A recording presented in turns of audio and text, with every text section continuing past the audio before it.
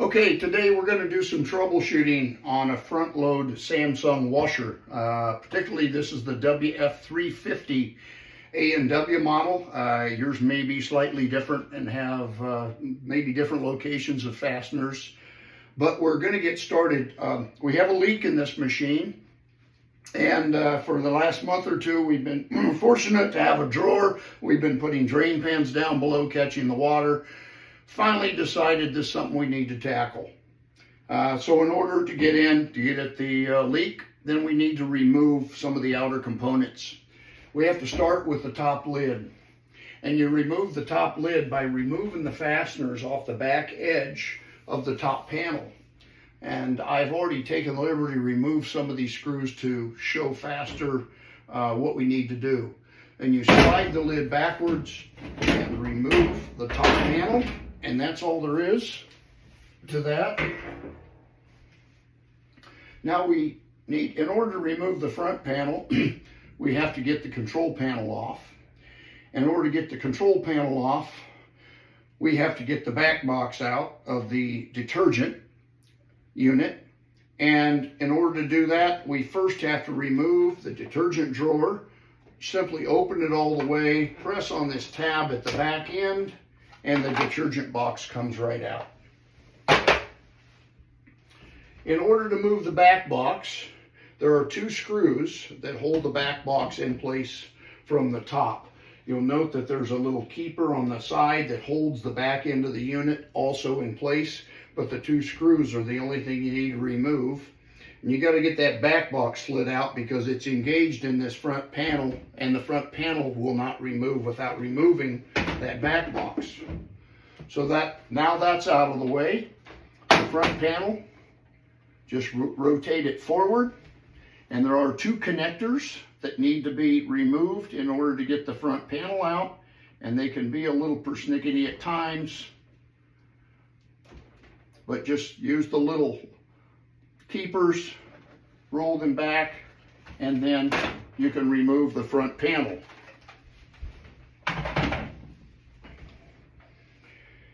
Now to remove the front drawer, there's a couple more steps.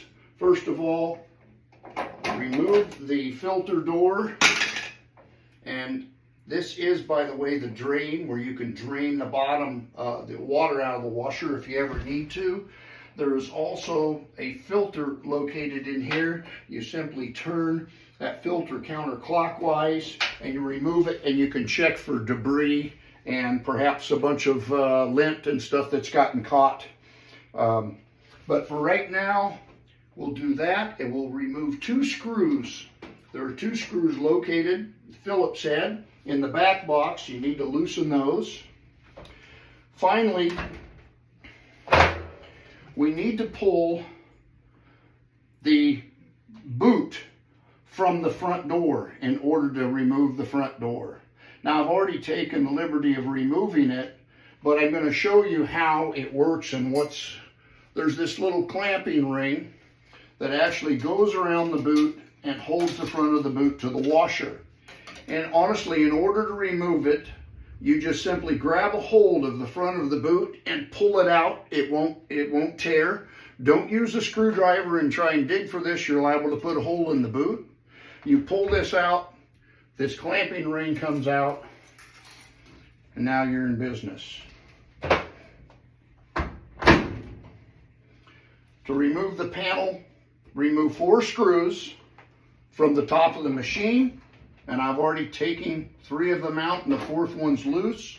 I'll take it out and start to roll the door forward.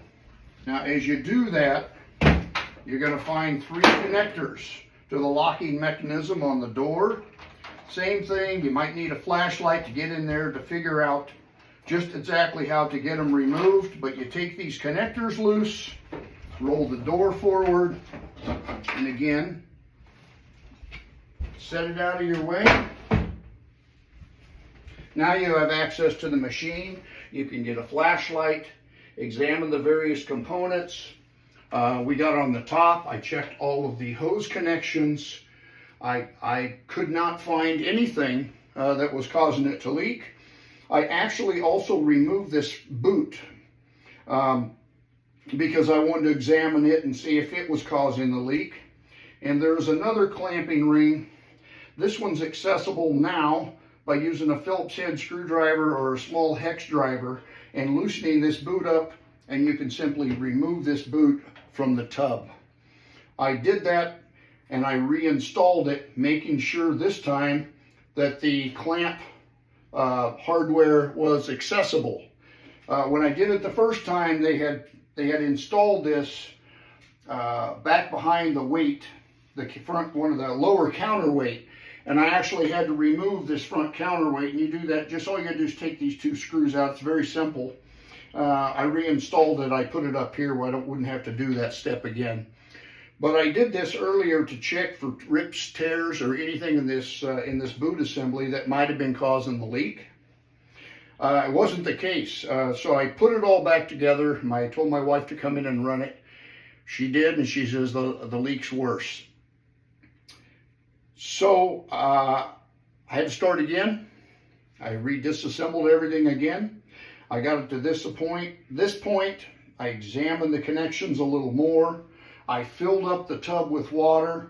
I just used a bucket and kept filling water in here, and I could see no leak. So that was telling me that the lower drain assembly was probably not the problem.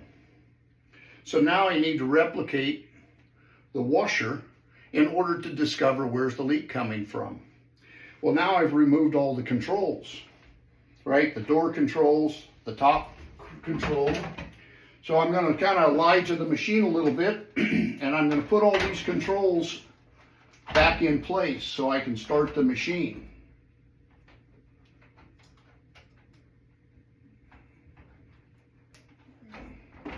So I replug in the top controls, and again, they are uniquely different. You can't mix these up, so that's not an issue. Now I have to put the door assembly back on, or lead the machine to believe the door assembly is back on, and because the wires aren't long enough, I got a stool and I reconnected these connectors. Okay, so now that I've reconnected the front door controls, the machine will now operate. So I'm going to start the machine. Oh my gosh, right immediately I stop that. I see that somewhere this hose is leaking down, and I feel up inside the hose, and oh my gosh, it is leaking profusely. I disconnect that, pulled up the hose, and discovered the line was totally, almost not quite severed, but a substantial hole in one side. It being caused, there's a little loop up here that holds this hose in place, and chafing over the years had simply worn a hole through the hose. Now I could not locate this washing machine hose. I didn't have time to order it online and decided to go and search. Visited Lowe's, they didn't have it. Went to my local hardware store, they didn't have it. So I went to O'Reilly's Auto Parts and bought windshield washer vacuum tubing actually. And what this is a 7/32, and that's the ID, and that's pretty critical because I found some other hoses in 3/16 was too small, yet a 1/4 inch was too large, so the 7/32 I found was just ideal. So I'm simply going to clamp in the new piece of hose. I might put a little extra padding around one particular connector, and I'm going to put it all back together.